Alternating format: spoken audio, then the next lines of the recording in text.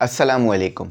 आज जो है हम अपनी फर्स्ट ईयर फिज़िक्स को जो है वो स्टार्ट करेंगे और उन टॉपिक को हम कवर करेंगे जो कि इस चैप्टर के लिए मोस्ट इम्पॉर्टेंट हैं, जिससे आपको जो है वो आगे हेल्प मिलेगी और आपके एग्ज़ाम में ये टॉपिक जो है वो अपीयर होंगे। अच्छा, अब थोड़ा नए तरीके से पढ़ाते हैं। किस तरीके से पढ़ाते हैं कि कॉन्सेप्ट क्लियर करते हैं। आपको अगर एग्जाम में ये टॉपिक आ जाए फिजिक्स एंड स्कोप, अक्सर इस तरह का टॉपिक एग्जाम में आता है, आपने परेशान नहीं होना।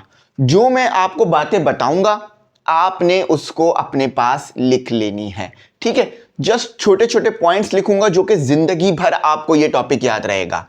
अब मैं उस तरीके से नहीं पढ़ाऊंगा कि टीचर क्लास में आया, जस्ट बोलता रहा, बोर्ड पे लिखवाया, आपको समझ नहीं आया। अब मैं ऐसे करूंगा, बोर्ड खाली होगा, जैसे अभी आपके दिमाग में कोई भी चीज़ नहीं है या ज़्यादा कुछ इस टॉपिक से रिलेटेड अभी आपके दिमाग में नहीं आ रहा होगा, लेकिन जब ये बोर्ड भरेगा, मैं चीज़ें लिखूंगा तो आपके दिमाग में भी वो तमाम चीज़ें बैठ जाएंगी और आपको याद हो जाएगा।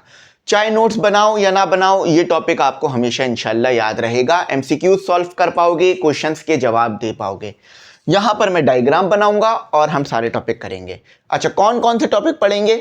जो टॉपिक लिखे हुए आ रहे हैं टाइटल में वो सारे टॉपिक पढ़ेंगे। अब टॉपिक मैं आपको टाइटल में लिख दिया करूंगा, अलग से टॉपिक लिखने की जरूरत नहीं पड़ा करेगी। एक और चीज कि हमारे एमडी कैट और ई कैट इनके नए बैच शुरू हो गए हैं। नए जो हमारा बैच है वो स्टार्ट हो गया है। आप इस बैच में जरूर इनरोल करो। इसमें आपको टेस्ट मिलेंगे, डेली टेस्ट। आज से डेली टेस्ट भी स्टार्ट हो गए हैं, तो जिससे आपको पता चलेगा आखिर आपकी प्रिपरेशन है कितनी।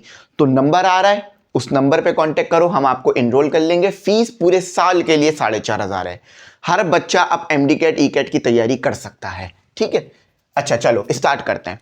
फिजिक्स एंड स्कोप, दुआ करिएगा मेरे लिए, मैं आपके लिए दुआ करूंगा कि ये जो मैं नॉलेज आप तक पहुंचा रहा हूं ये आपको ज़िंदगी भर फ़ायदा दे, और मेरे लिए दुआ करिएगा कि मुझसे कोई गलती ना हो और हर चीज़ एक्यूरेट और सही पहुंचाऊं, ठीक है।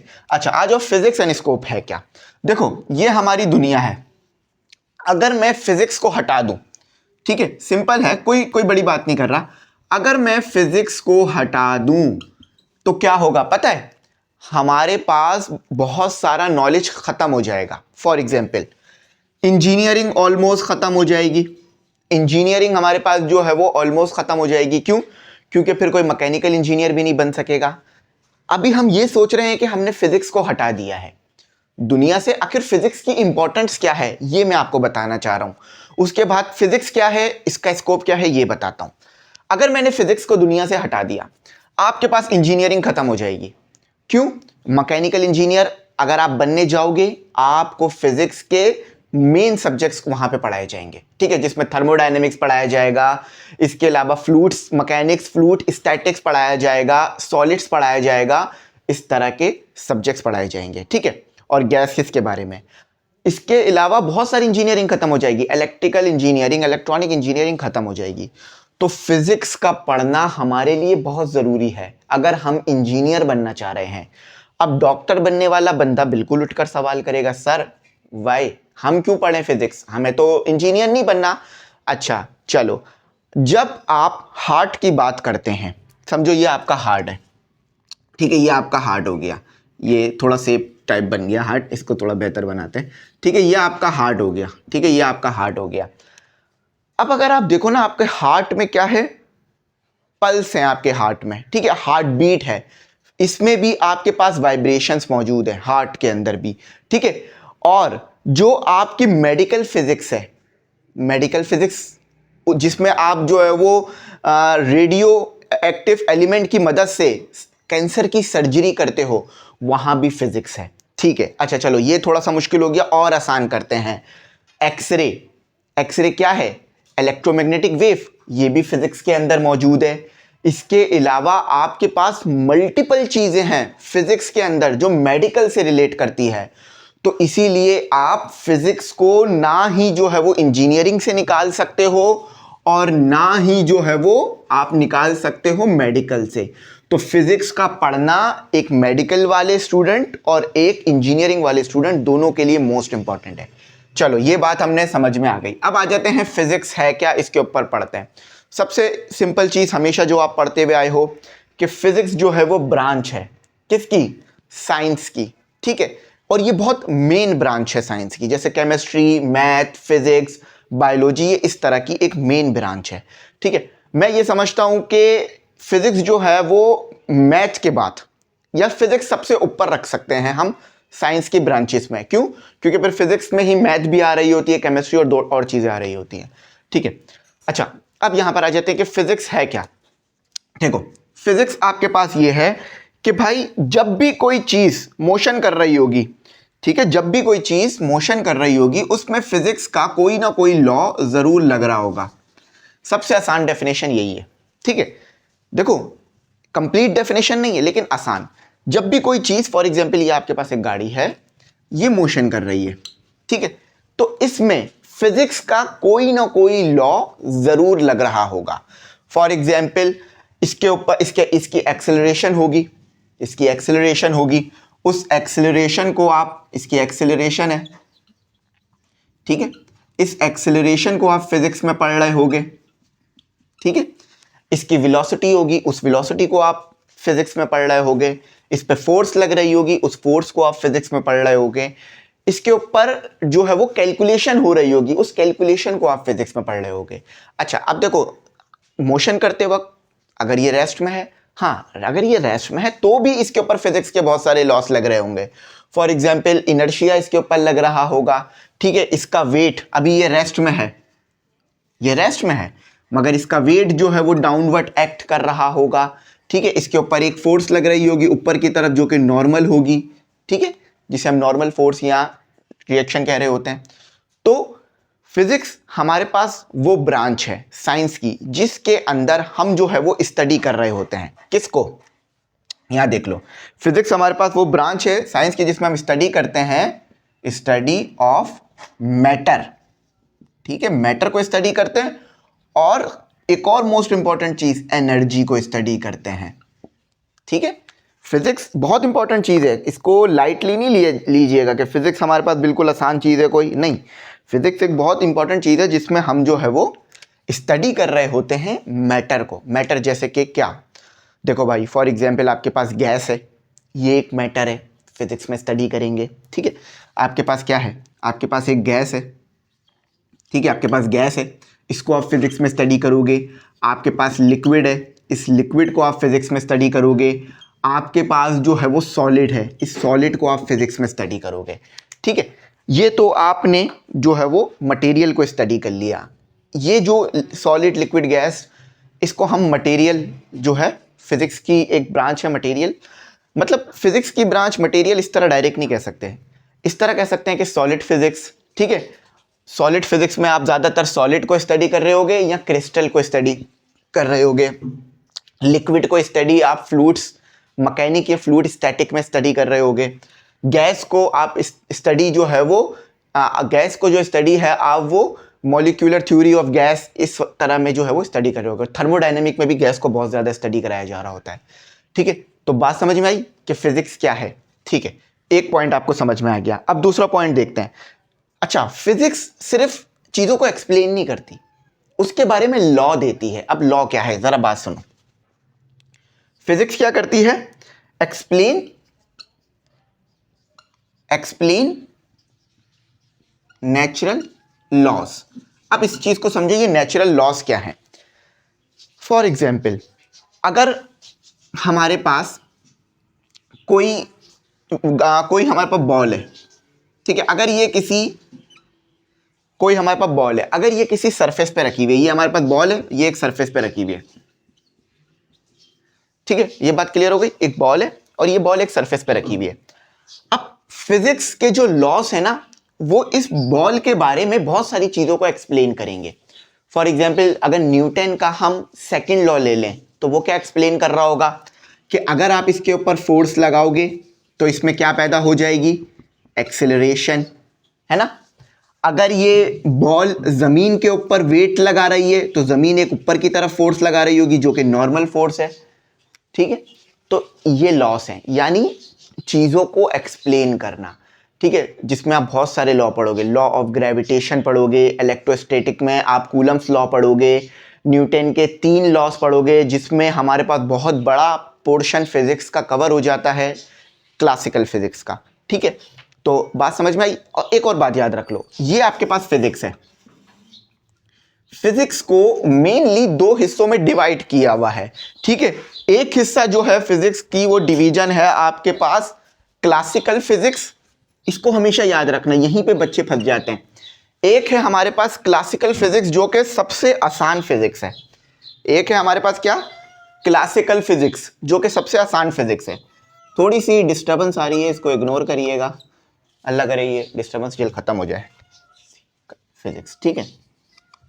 अब मैं क्लासिकल फिजिक्स और इसके बारे में भी थोड़ा बता देता हूं। एक है हमारे पास क्लासिकल फिजिक्स, एक है हमारे पास मॉडर्न फिजिक्स। इसको हमेशा याद रखना। सबसे ज्यादा आसान जो है ना फिजिक्स, सबसे ज्यादा जो आसान फिजिक्स है वो ये क्लासिकल वाली है। क्यों? इस क्लासिकल वाली फिजिक्स के अंदर ना हर बच्चे के 90 नंबर आते हैं। हर बच्चा 90 नंबर ले लेता है इस क्लासिकल फिजिक्स में, मगर यहां पर आके ना बच्चा फेल या सप्ली ले लेता है। अब जरा मेरी बात सुनो, क्लासिकल फिजिक्स आपको मोस्टली फर्स्ट ईयर के अंदर देखने के लिए मिलेगी। फर्स्ट ईयर की जो फिजिक्स है ना वो पूरी की पूरी क्लासिकल फिजिक्स पे बेस है, ये बात कही जा सकती है। जो मॉडर्न फिजिक्स है ना ये आपके पास पूरी की पूरी सेकंड ईयर है। अब क्लासिकल फिजिक्स में क्या चीज है, मॉडर्न फिजिक्स में क्या चीज है, लिख लो, जिंदगी भर इस बात को आपने याद रखना है। ठीक है, क्लासिकल फिजिक्स ये बहुत इंपॉर्टेंट चीज है, हमेशा काम आएगी और बहुत ज्यादा पूछा भी जाएगा। ठीक है, और ये मॉडर्न फिजिक्स है। एक मिनट जस्ट, ठीक है। क्लासिकल फिजिक्स में आएंगे न्यूटन के जो लॉस पढ़े हैं हमने, कि गाड़ी जब मोशन कर रही होगी उस पर फोर्स कैसे लग रही होगी।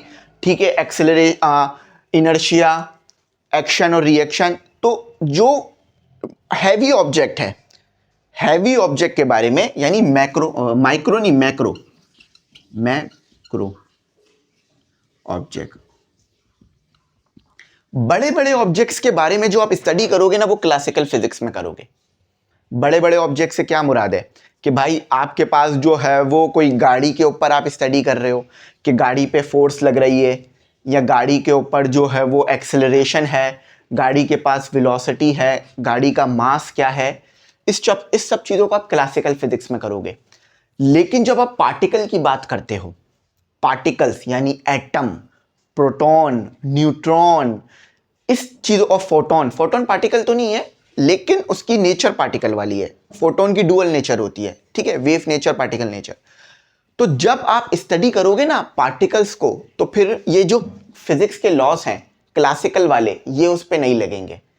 तो जो पार्टिकल की स्टडी है ना उसको हम स्टडी करेंगे कहां, यानी पार्टिकल को हम स्टडी करेंगे मॉडर्न फिजिक्स के अंदर। समझ गए? पार्टिकल को स्टडी करेंगे मॉडर्न फिजिक्स के अंदर और बड़े बड़े ऑब्जेक्ट्स को क्लासिकल फिजिक्स के अंदर। यहां पर हमारे पास क्लासिकल फिजिक्स में हम लगा सकते हैं न्यूटन के लॉस। ठीक है, ये लिख लो अपने पास। क्लासिकल फिजिक्स में आप न्यूटन के लॉ लगा सकते हो, न्यूटन्स के लॉ लगा सकते हो।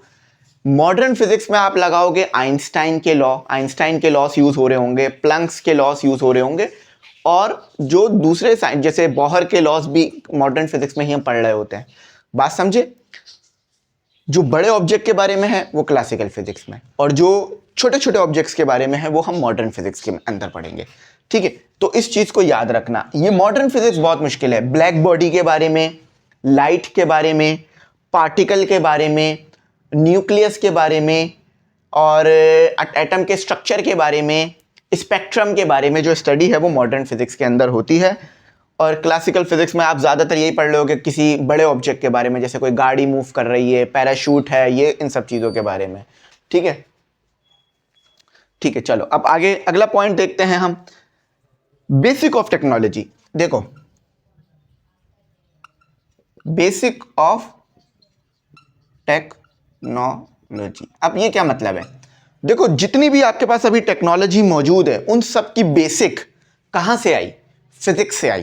देखो, मैंने यही कहा था ना, आप ये लेक्चर देखने के बाद इतने काबिल हो जाओगे कि खुद चीजें कर सकोगे।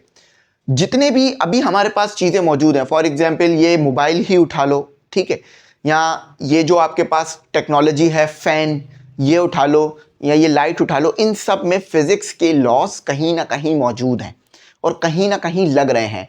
तो अगर वो फिजिक्स के लॉस नहीं आते, साइंटिस्ट को, इंजीनियर्स को वो फिजिक्स के लॉ नहीं पता होते तो वो कभी भी ये मोबाइल नहीं बना पाते। इस मोबाइल के अंदर सेमीकंडक्टर्स लगे होते हैं, कैपेसिटर्स लगे होते हैं, रेजिस्टर्स लगे होते हैं, वो सब कहाँ पढ़ते हैं? फिजिक्स के अंदर पढ़ रहे होते हैं। तो बेसिक जो है टेक्नोलॉजी की, जो बेसिक है, यानी जो अगर कोई बंदा मोबाइल बनाने जा रहा है ना, तो वो डायरेक्ट मोबाइल नहीं बनाएगा। अगर वो डायरेक्ट मोबाइल बनाना सीख लेगा तो वो एक टेक्नीशियन बन जाएगा, सही करना, रिपेयर करना। लेकिन अगर वो वाकई मोबाइल बनाना चाहता है जीरो से, अगर कोई इंसान जीरो से लेकर 100% मोबाइल बनाना सीखना चाहता है, तो सबसे पहले उसे फिजिक्स को समझना होगा, मुख्तलिफ कॉन्सेप्ट्स को समझना होगा। उसके बाद उसको फिजिक्स समझ के, मुख्तलिफ चीज़ों को समझ के वो मोबाइल बना पाएगा। समझ गए? चलो, चौथा पॉइंट हमारा जो है वो ये है यूज इन मेडिसिन। मैंने ये बता दिया कैसे यूज हो रहा है, यूज इन मैंने ये आप लोगों को ये बात बता दी थी कि ये कैसे यूज हो रहा है, use in medicine and engineering, and यहां पे लिख लो, ठीक है, इंजीनियरिंग। फिजिक्स मैंने बताया ना, अगर आपने फिजिक्स हटा दी आपके पास इंजीनियरिंग खत्म हो जाएगी। कौन कौन सी इंजीनियरिंग खत्म हो जाएगी? मैकेनिकल इंजीनियरिंग खत्म हो जाएगी, इलेक्ट्रॉनिक इंजीनियरिंग खत्म हो जाएगी, इलेक्ट्रिकल इंजीनियरिंग खत्म हो जाएगी, पेट्रोलियम इंजीनियरिंग भी ऑलमोस्ट खत्म, ठीक है। इसके अलावा आपके पास जो है वो बहुत सारी इंजीनियरिंग्स की फील्ड है, सिविल इंजीनियरिंग आपके पास खत्म हो जाएगी। इसके अलावा कंप्यूटर साइंस से रिलेटेड जो इंजीनियरिंग की फील्ड है वो भी खत्म हो जाएंगी, क्योंकि कंप्यूटर बना ही आपके पास जो है वो बहुत सारे कॉन्सेप्ट फिजिक्स के, कंप्यूटर में बहुत सारे फिजिक्स के कॉन्सेप्ट लग रहे हैं। तो फिजिक्स खत्म, कंप्यूटर खत्म, तो जो जितनी भी कंप्यूटर वाली फील्ड्स हैं ये भी खत्म। तो इसीलिए आप फिजिक्स को इग्नोर नहीं कर सकते। अगर आपने फिजिक्स को इग्नोर किया तो आप डॉक्टर या इंजीनियर नहीं बन पाएंगे, सही है। और पेपर होते हैं ना इसके, उसमें पांचवा पॉइंट और आखिरी पॉइंट है हमारा डेवलप लॉजिकल थिंकिंग, ठीक है, डेवलप्स लॉजिकल थिंकिंग। अब इसका क्या मतलब है, लॉजिकल थिंकिंग का क्या मतलब है? देखो, फिजिक्स सिर्फ आपको फॉर्मूलाज नहीं देता। देखो, ये मैथ की तरह नहीं है फिजिक्स। देखो, मैथ में क्या है, मैथ में आपके पास जो है वो बहुत सारे फॉर्मूलाज मौजूद है। सबसे अच्छा जो फॉर्मूला है, जो अक्सर बहुत मजाक उड़ाया जाता है, a² + 2ab + b²। अब मैं अगर आपसे पूछूं इसका रियल लाइफ में एग्जाम्पल क्या है, बहुत कम ही हैं जो बता पाएंगे। एक वक्त तो ये था कि मैं भी नहीं बता पाता था, लेकिन अब मैं बता सकता हूं कि अगर आप एक स्क्वायर बना रहे हैं तो उसमें ये फॉर्मूला अप्लाई होता है स्क्वायर बनाने के लिए, ठीक है। लेकिन ये मैथ की बात थी, ये मैथ की बात थी। लेकिन अब यहीं पे मैं आपसे पूछ लेता हूं, फिजिक्स में आ जाता हूं, फिजिक्स में आ जाता हूं। मैं आपसे पूछता हूं F = ma, E = mc²। इन फॉर्मूले को प्रैक्टिकल लाइफ में यूज करके बताएं। चलो, ये फॉर्मूला तो शायद थोड़ा मुश्किल हो, ये मॉडर्न फिजिक्स में चला गया, इसको यूज करके बताएं। फौरन बच्चा एक गाड़ी की एग्जाम्पल देगा, बॉल की एग्जाम्पल देगा, कोई ना कोई एग्जाम्पल देगा। यानी फिजिक्स क्या कर रही है, डेवलप कर रही है लॉजिकल थिंकिंग को, यानी आपको सोचने पे मजबूर कर रही है। आप जो सोच रहे हैं उसका आपको एविडेंस दे रही है। तो फिजिक्स इज वेरी इंपॉर्टेंट, ठीक है, क्योंकि जब आप फिजिक्स को पढ़ते हैं तो आप सिर्फ पढ़ नहीं रहे होते, आप इमेजिनेशन कर रहे होते हैं। मैथ में वो इमेजिनेशन नहीं हो पाती, मैथ में जस्ट सोल्यूशन चल रहा होता है। लेकिन फिजिक्स में आप पढ़ भी रहे होते हैं, रियल वर्ल्ड में चीज़ों को इमेजिन भी कर रहे होते हैं कि अगर फोर्स ऐसे लगेगी ये ऐसे होगा। तो जब भी सबसे ज़्यादा डायग्राम्स वगैरह जो ड्रॉ हो रही होती हैं वो फिजिक्स में, केमिस्ट्री में, बायो में ड्रॉ कर रही जा रही होती हैं। समझ में आया? फिजिक्स एंड स्कोप समझ में आया, फिजिक्स और स्कोप का। अब MCQs आ जाएं या क्वेश्चन आ जाए, लिख लेना। अब अगला टॉपिक कवर। तो अब जो हमारा दूसरा मोस्ट इंपॉर्टेंट टॉपिक है वो है बेस क्वांटिटी और ड्राइव क्वांटिटी। इसमें ज़्यादा टाइम नहीं लेंगे, जल्दी से इसको जो है वो समझेंगे। देखो, बेस क्वांटिटी वो क्वांटिटी होती है जो किसी और क्वांटिटी से डिफाइन नहीं होती, खुद से डिफाइन हो जाती है। फॉर एग्जाम्पल, सबसे अच्छी एग्जाम्पल देता हूँ। सबसे पहले यहाँ मेंशन कर लेते हैं कि हम यहाँ बेस क्वांटिटी की बात कर रहे हैं, बेस क्वांटिटी, ठीक है। और यहां हम बात करेंगे ड्राइव क्वांटिटी, ड्राइव्ड क्वांटिटी, ठीक है। हम यहां रूलर की बात करेंगे तो क्वांटिटीज कर लेते हैं, ठीक है, यहां भी क्वांटिटीज कर लेते हैं। अब जरा समझो ये होता क्या है।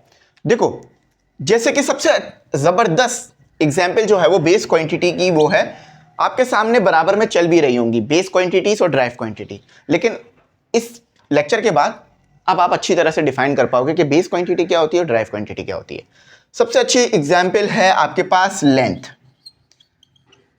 ठीक है, लेंथ हो गई। इसका यूनिट क्या होता है? इसका यूनिट होता है मीटर, मीटर इसका यूनिट होता है। अब क्या लेंथ को डिफाइन करने के लिए किसी और क्वांटिटी की जरूरत है? जरा सोचो। फॉर एग्जाम्पल समझो, ये है आपके पास पानी, ठीक है, ये है आपके पास वाटर। जरा एग्जाम्पल से समझो, ये है आपके पास वाटर। क्या वाटर बनाने के लिए किसी और चीज की आपको जरूरत है? क्या आपको चाय की जरूरत है पानी बनाने के लिए? क्या आपको चाय बनाने के लिए चावल की जरूरत है? नहीं, किसी भी चीज की जरूरत नहीं है। तो यानी वाटर क्या है? वाटर बेस है। बात समझे? वाटर क्या हुआ? बेस, यानी ऐसी चीज जो कि आपके पास मौजूद है, आपको इसको बनानी नहीं है, तो उसको हम बोलेंगे बेस। फिजिक्स में ऐसी चीजों को हम बोलते हैं बेस क्वांटिटी। तो सबसे अच्छा यहां पर बेस क्वांटिटीज कौन कौन सी है पढ़ भी लो बराबर में। तो इसके सबसे अच्छे क्या होगा? कैन नॉट बी ड्राइव, इसे ड्राइव नहीं किया जाता, कैन नॉट बी ड्राइव, इसको हमें ड्राइव नहीं करना पड़ता, ये हमारे पास मौजूद है, ठीक है। जैसे कि फॉर एग्जांपल लेंथ, क्या कोई और फिजिकल क्वांटिटी मिलाते हो तो लेंथ बनती है? नहीं, लेंथ जस्ट आपके पास मौजूद है, ठीक है। अच्छा, अब आपके पास आ जाते हैं ड्राइव क्वांटिटी। ड्राइव क्वांटिटी के सबसे अच्छी एग्जांपल है आपके पास वेलोसिटी। अच्छा, अब आपको समझ नहीं आ रहा कि कोई भी क्वांटिटी बेस है या ड्राइव, कोशिश करो उसका फॉर्मूला या यूनिट लिख लो, उससे आपको बात क्लियर हो जाएगी। अच्छा, अब इसका वेलोसिटी का यूनिट क्या होता है? वेलोसिटी का यूनिट आपके पास होता है, वेलोसिटी का यूनिट आपके पास होता है मीटर पर सेकंड, या फॉर्मूला लिखें तो S V is equal to S upon T. अब ये ड्राइव है, कैसे पता चल रहा है? ये ड्राइव है इस तरह से पता चल रहा है कि इसके अंदर मीटर भी आ रहा है और सेकंड भी आ रहा है। मीटर यानी क्या था? लेंथ, है ना। देखो, मीटर तो लेंथ थी ना, यानी दो फिजिकल क्वांटिटी से मिलकर ये क्वांटिटी बनी है, इसका मतलब है ये ड्राइव क्वांटिटी है। थोड़ा सा मुश्किल लग रहा होगा और मजीद आसान तरीके से समझाता हूं। फॉर एग्जाम्पल, आपको बनानी है बिरयानी, आपको बनानी है बिरयानी, ठीक है। अब बिरयानी बनानी है तो आपको क्या क्या डालना पड़ेगा इसके अंदर? इसके अंदर आपको राइस डालनी पड़ेगी, ठीक है। इसके अंदर आपको जो है वो स्पाइसेस डालने पड़ेंगे, इसके अंदर आपको पानी भी डालना पड़ेगा और मज़ीद चीज़ों को डालना पड़ेगा। यानी इसका मतलब क्या है कि अगर बिरयानी बनानी है तो आपको मुख्तलिफ चीज़ें डालनी पड़ेंगी, जिसमें चावल हो गए, स्पाइसेस हो गए, इसके अलावा आपके पास पानी हो गया और तेल वगैरह मुख्तलिफ चीज़ें। तो इसका मतलब क्या हुआ? बिरयानी एक ड्राइव चीज़ है, यानी मुख्तलिफ चीज़ों को मिलाया तो बिरयानी बनी। इसी तरह से ड्राइव क्वांटिटी वो क्वांटिटी होगी जो कि बेस क्वांटिटी को मिलाएंगे तो ड्राइव क्वांटिटी बनेगी। बेस क्वांटिटी कौन सी है? ये 7 आपके सामने चल रही होंगी, जिसमें आपके पास लेंथ है, टाइम है, टेम्परेचर है, अमाउंट ऑफ सब्सटेंस है, इसके अलावा आपके पास जो है वो मास है। ये ड्राइव क्वांटिटी, ये बेस क्वांटिटीज है। ड्राइव क्वांटिटीज बहुत सारी हो सकती हैं, बहुत सारी, यकीन मानो ड्राइव क्वांटिटीज बच्चे तमाम याद रख ही नहीं सकते, एक टीचर भी नहीं रख सकता, क्योंकि बहुत सारी है, जिसमें फ्रीक्वेंसी, एंगुलर वेलोसिटी, इसके अलावा वेलोसिटी, एक्सेलरेशन। एंगुलर वेलोसिटी एक अलग तरह की क्वांटिटी है, मैंने ड्राइव इसलिए कहा क्योंकि वो दो क्वांटिटीज से मिलकर बन रही होती है, ठीक है। तो एंगुलर वेलोसिटी को मैं आगे जरूर डिफाइन करूंगा। अच्छा, इसके अलावा आपके पास प्रेशर, एरिया, डेंसिटी याद रखने की जरूरत नहीं है, बस एक कॉन्सेप्ट याद रख लो कि ड्राइव क्वांटिटीज बेस क्वांटिटीज से मिलके बनेंगी। देखो जरा बात समझ लो, बेस क्वांटिटी को बनाने के लिए कोई भी आपको और चीज की जरूरत नहीं है। बेस क्वांटिटी नेचुरली एग्जिस्ट कर रही है। फॉर एग्जांपल ये देखो, ये बेस क्वांटिटी है, ये एक बेस क्वांटिटी है, ये एक बेस क्वांटिटी है। इसको आपको बनाने के लिए कोई और चीज की जरूरत नहीं है, ठीक है। जिसमें आपके पास कौन कौन सी क्वांटिटी आ गई? लेंथ आ गई, टाइम आ गया, और इसके अलावा आपके पास मास आ गया, इसके अलावा आपके पास जो है वो टेम्परेचर आ गया, इसके अलावा आपके पास बहुत सारी चीजें आ गई। लेकिन drive quantity, drive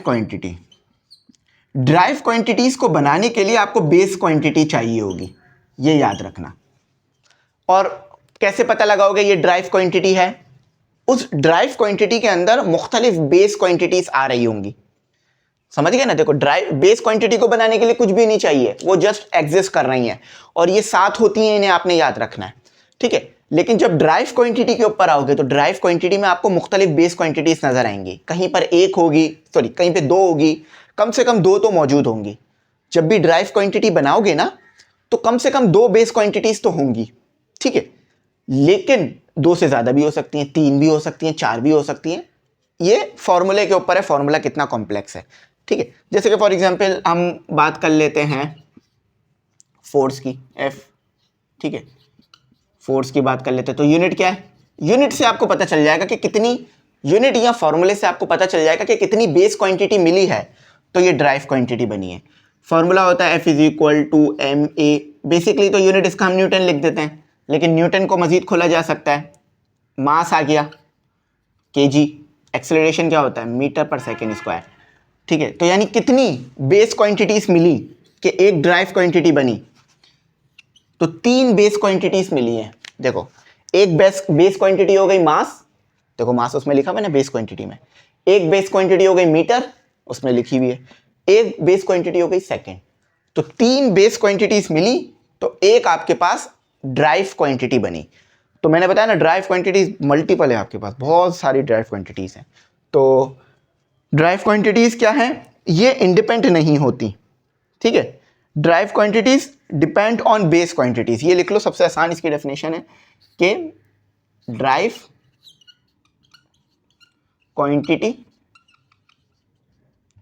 quantities base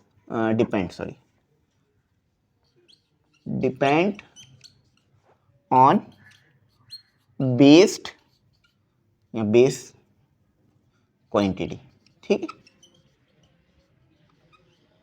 या प्लूरल लिख लो क्वांटिटीज। बात समझ आ गई? ये किसी पे डिपेंड नहीं करेंगी, they do not depend. Then depend हो गया है तो, ठीक है, डिपेंड ऑन अदर क्वांटिटीज। ये आपके पास नेचुरली मौजूद है, length, time, mass, amount of substance, temperature, ठीक है, ये किसी और पे डिपेंड नहीं कर रहे हैं, मगर ये ड्राइव क्वांटिटीज बेस से मिलके बनेंगी। तो आई होप ये समझ में आ गया होगा, और मैं ग्रुप में आज टेस्ट भी भेजूंगा इसका, तो इस टेस्ट को ज़रूर अटेम्प्ट करना क्योंकि ये टेस्ट बड़ा इंपॉर्टेंट होगा। तो अब जो है वो एक और मोस्ट इंपॉर्टेंट टॉपिक पढ़ते हैं जो कि पूछा जा रहा होता है, एक्यूरेसी एंड प्रिसीजन। एक्यूरेसी क्या होती है और प्रिसीजन क्या होती है, इस चीज़ को पढ़ते हैं। देखो मैं यहाँ पर एक चीज़ आपको और कहूँगा कि हमारे MD कैट और ई कैट के ना ग्रुप्स चल रहे हैं, यानी बैचेस शुरू हो गए हैं, तो आप उन बैचेस में ज़रूर इनरोल कर लो ताकि आपकी ना बहुत अच्छी तैयारी हो जाए। मैं इंपॉर्टेंट टॉपिक भी करा रहा हूँ, पूरे चैप्टर्स भी करा रहा हूँ, ताकि आपको इंपॉर्टेंट टॉपिक भी मिलें, टेस्ट भी मिले और तमाम अच्छी तैयारी मिले, ठीक है। तो ज़रूर ऐड होना। अब आ जाओ एक्यूरेसी और प्रिसीजन पे क्या मसला होता है। इस तरह समझो कि आपके पास ना ये एक पॉइंट बना हुआ है, ठीक है, वो डाक देखा होगा ना, डाक टारगेट पे मारा जा रहा होता है। तो ये आपके पास एक टारगेट है, ठीक है, ये आपके पास एक टारगेट हो गया, ये दूसरा टारगेट हो गया, ये दूसरा टारगेट हो गया, ठीक है, दूसरा टारगेट हो गया। अच्छा अब देखो यहां पर हम एक्यूरेसी की बात करेंगे, पहले समझ लो, उसके बाद डेफिनेशन और पॉइंट्स तो लिखते रहेंगे, ठीक है। यहां पर एक्यूरेसी की बात करेंगे, यहां पर प्रिसीजन की बात करेंगे। अब देखो जब आप एक्यूरेट होगे, देखो कोई भी जब डाक फेंकेगा, यानी तीर फेंकेगा या डाक फेंकेगा या कोई फायर करेगा, तो वो क्या चाहेगा कि गोली यहां पर आके लगे ना, है ना। तो जब आप एक्यूरेट होगे तो आपका जो डॉट है या आपका डाक, आपका तीर, वो यहां पर इसके करीब करीब आके लगेगा। जब आप, यानी ये ट्रू आंसर है, ये ट्रू है, ये आपके पास क्या है, ये ट्रू आंसर है आपका। फिजिक्स में भी ऐसे ही होता है, अभी मैं वो समझाता हूं उसको। तो जब आप एक्यूरेट होगे तो आपका जो डाक है या आपकी गोली इसके करीब करीब आके लगेगी। अब प्रिसीजन क्या होगा, प्रिसाइज क्या होगा? फॉर एग्जाम्पल आपने एक बार डाक फेंका, वो यहां पर आके लगा, आपने फिर डाक फेंका, वो दोबारा यहां पर आके लगा, आपने फिर तीसरी बार भी डाक फेंका, वो फिर यहां पे आके लगा। इसका मतलब क्या है? आप प्रिसाइज हो। प्रिसाइज का मतलब है कि आप एक ही जगह पे बार बार टारगेट को हिट कर रहे हो।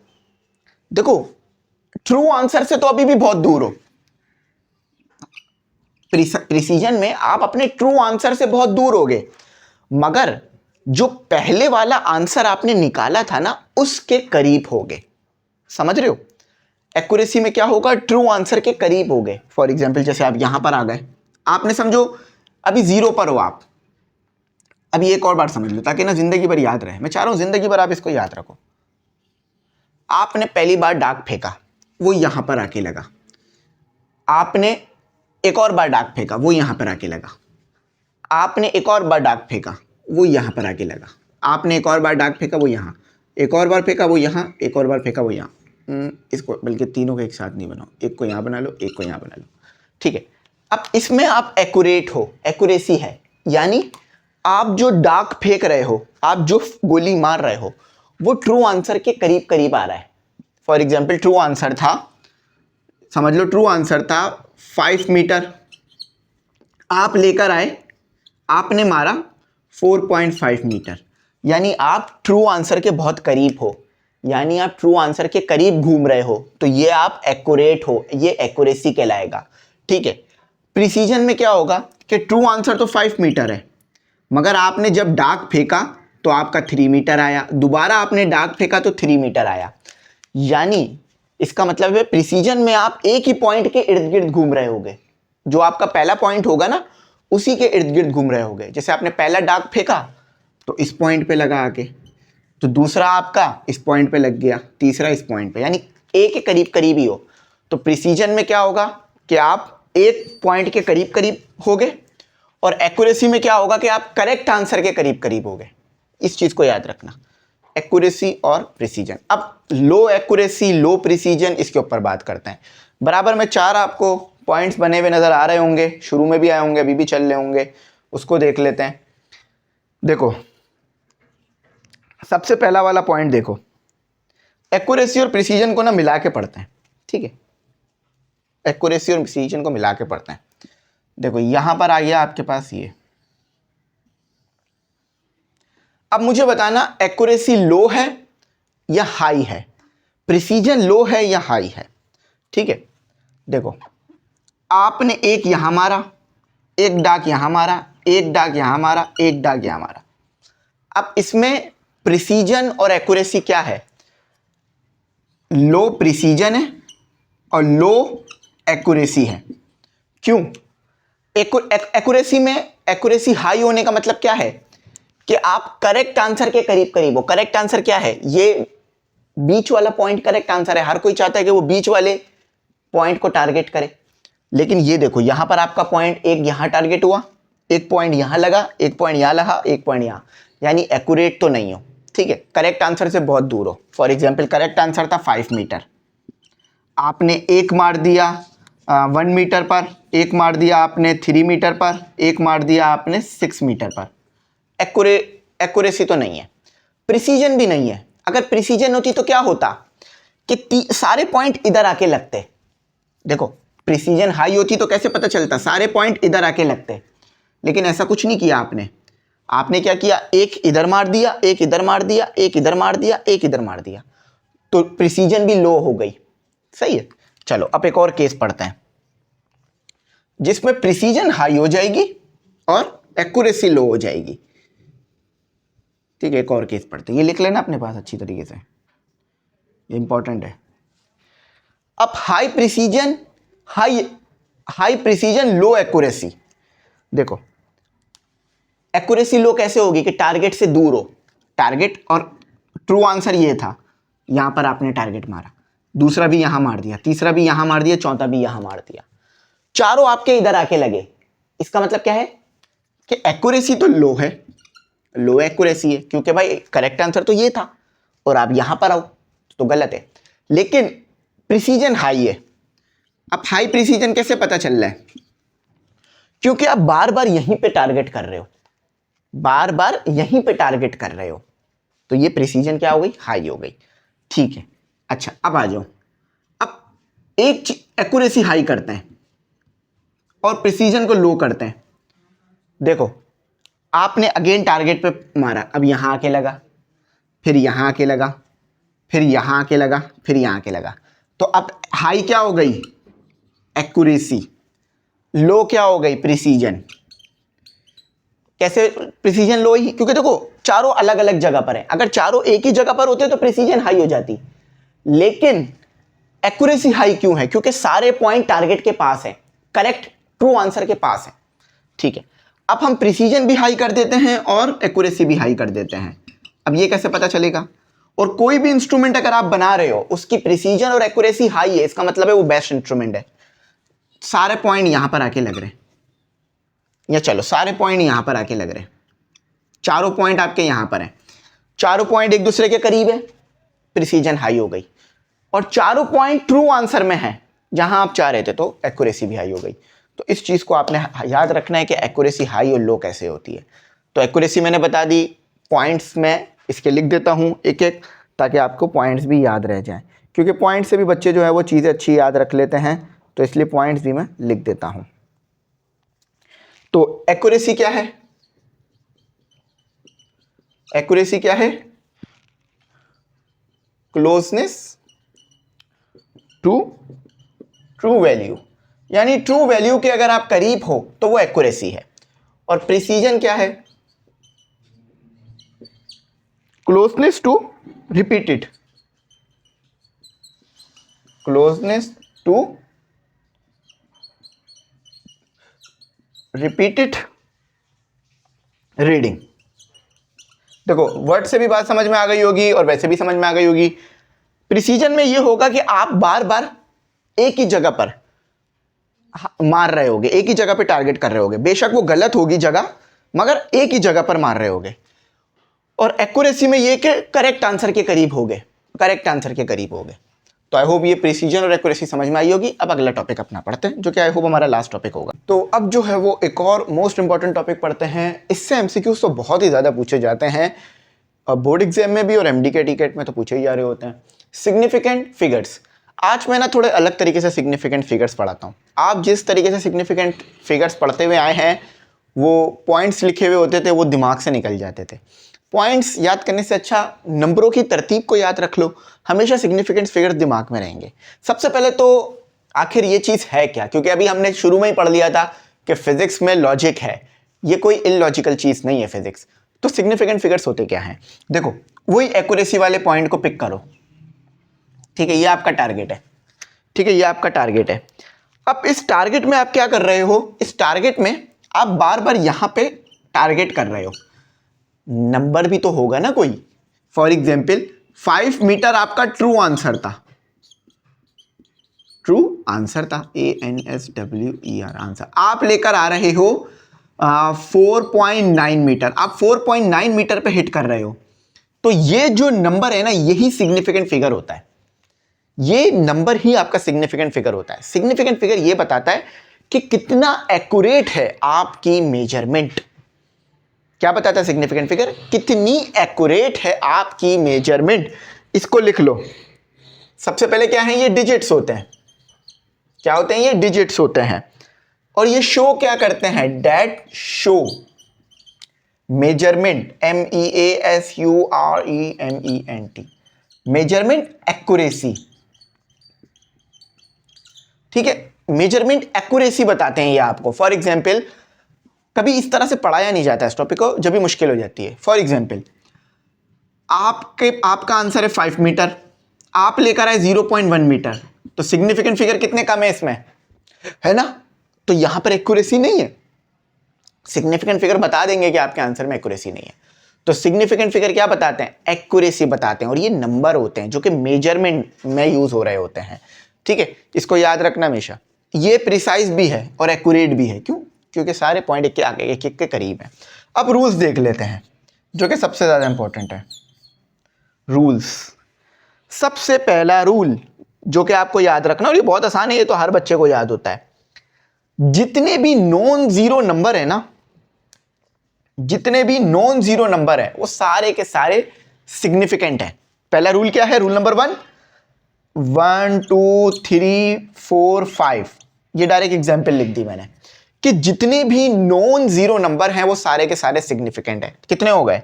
1 2 3 4 5, 5 सिग्निफिकेंट फिगर। भाइयों बहनों, दूसरे पे आ जाते हैं। दूसरा रूल ये है कि अगर जीरो नॉन जीरो नंबर के दरमियान आ जाए, सिग्निफिकेंट फिगर है। फॉर एग्जाम्पल, अभी तो मैंने कहा ना नॉन जीरो तमाम सिग्निफिकेंट फिगर हैं, कोई गलत बात नहीं थी। 3 0 0 1 और 3 0 1 1 और नहीं लिखा जाएगा बल्कि एंड लिखा जाएगा, एंड। तो ये कितने हो गए? देखो, जीरो है मगर दो नॉन जीरो नंबर के दरमियान में आ रहा है तो सिग्निफिकेंट फिगर काउंट होगा। जीरो है, एक जीरो है, लेकिन दो, ये देखो, ये एक नॉन जीरो सिग्निफिकेंट, एक ये नॉन जीरो सिग्निफिकेंट। अगर जीरो ऐसे नंबरों के दरमियान आ रहा है जो कि जीरो नहीं है तो जीरो भी सिग्निफिकेंट फिगर बन जाता है, सिंपल अल्फाजों में। तो सिग्निफिकेंट फिगर कितने हुए? 4 सिग्निफिकेंट फिगर। समझ गए? बस इसको याद रखना है आपने कि अगर जीरो नॉन जीरो नंबरों के दरमियान आ जाए तो सिग्निफिकेंट फिगर काउंट होगा। अच्छा, उसके बाद है आपके पास लीडिंग जीरो। अगर जीरो आगे मौजूद है तो वो सिग्निफिकेंट फिगर नहीं होगा। देखो, ये जीरो आगे है, जीरो से पहले तो कोई नंबर नहीं आ रहा है ना, जीरो आगे है, सबसे आगे है, ये सिग्निफिकेंट फिगर काउंट नहीं होंगे, जस्ट ये सिग्निफिकेंट फिगर है। तो 2 सिग्निफिकेंट फिगर। 4 समझते हैं, ज्यादा मुश्किल नहीं है, अगर आप इसको सही से भी देखेंगे तो आपको समझ में आ जाएगा। अगर जीरो, देखो, अगर डेसिमल पॉइंट है और उसके आगे जीरो आ रहे हैं, देखो यहां पर आगे आ गए थे यानी पहले आ गए थे, अगर बाद में आ रहे हैं तो वो सिग्निफिकेंट फिगर्स हैं। For example 2.500। अब ये दोनों जीरो सिग्निफिकेंट फिगर्स हैं। देखो, अगर 2 से पहले आ जाते तो नहीं होते, लेकिन 2 के बाद आ रहे हैं। फॉर एग्जाम्पल, ये कितने हैं? 2 रुपए, ये कितने हैं? 200 रुपए। फर्क है ना, इसी तरह यहां भी है। ये समझ लो कि अगर आगे आ गए तो सिग्निफिकेंट फिगर नहीं है, बाद में आए तो सिग्निफिकेंट फिगर है। तो कितने हो गए? ये 4 हो गए ना, 4 सिग्निफिकेंट फिगर। चलो ये आप बताओ, ये आपके लिए एग्जाम्पल है कि ये कितने सिग्निफिकेंट फिगर बनेंगे। ठीक है, ये बताओ, बस रूल जो बताया वो याद रखना। अच्छा, पांचवा देखो, पांचवा जो है वो बड़ा इंपॉर्टेंट है। यहां डेसिमल पॉइंट था, ठीक है, अगर डेसिमल पॉइंट नहीं हो तो जीरो सिग्निफिकेंट फिगर नहीं रहेंगे। देखो 2500, अब ये सिग्निफिकेंट फिगर नहीं है तो सिर्फ 2 सिग्निफिकेंट फिगर है, 2 सिग्निफिकेंट फिगर। देखो, एक बात तो हमारी कोई बहस है ही नहीं कि नॉन जीरो सिग्निफिकेंट फिगर है या नहीं है। नॉन जीरो हमेशा सिग्निफिकेंट फिगर रहेंगे, जैसे यहां भी, यहां भी, यहां भी, हर जगह वो है, बस जीरो की वजह से मसला बन रहा है। कभी अगर जीरो दरमियान में आ रहा है तो सिग्निफिकेंट फिगर काउंट हो रहा है, कभी पहले आ रहा है तो नहीं हो रहा, कभी बाद में आ रहा है और डेसिमल पॉइंट के साथ आ रहा है तो काउंट हो रहा है, और अगर डेसिमल पॉइंट नहीं है, बाद में भी आ रहा है तो भी काउंट नहीं हो रहा। तो 2 सिग्निफिकेंट फिगर हो गए। इसमें बताओ कितने कितने सिग्निफिकेंट फिगर होंगे। ठीक है, अब छठा रूल जो कि बड़ा ही यूज होने वाला रूल है, और मैं 6 रूल ही आप लोगों को लिखवाऊंगा। 3.20 मल्टीप्लाई 10 की पावर 8 कितने सिग्निफिकेंट फिगर होंगे। देखो, इस सिचुएशन में एक्सपोनेंट को इग्नोर कर दो, इसको देखना ही नहीं है, इसको यूं कर लो आंखें बंद, ये है ही नहीं, बस इसको देखो। तो कितने हुए? डेसिमल पॉइंट आ रहा है, जीरो भी आ रहा है, हाँ पहुंच गए ना, 3 सिग्निफिकेंट फिगर। तो बात समझ में आई? क्या खेल था? सारा खेल जीरोस को समझने का है। जिस बच्चे ने जीरो को समझ लिया वो हीरो बन गया, जो बच्चा जीरो को सही नहीं समझ पाएगा उसको थोड़ा सा परेशानी होगी, लेकिन मुझे उम्मीद है वो लेक्चर अच्छी तरीके से देखेगा तो वो भी हीरो बन जाएगा। कैसा लगा लेक्चर? पहला लेक्चर था, आगे बहुत सारे इस तरह के लेक्चर आएंगे, बहुत सारे टॉपिक्स पे आएंगे, तो इंशाल्लाह अच्छा कवर करेंगे।